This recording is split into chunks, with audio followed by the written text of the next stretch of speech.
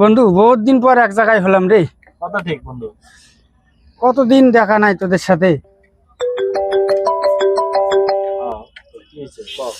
Hello, হ্যাঁ জানু ভালো আছো?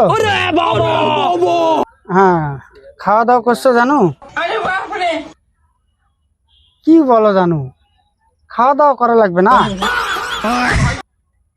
না আমি তো খাইনি, এখন তুমি যেহেতু খাও নাই, তাহলে আমিও তো আর খাওয়া দাওয়া করতে পারবো না, আমিও খাবো না। তুমি না খেলে আমিও খাবো না।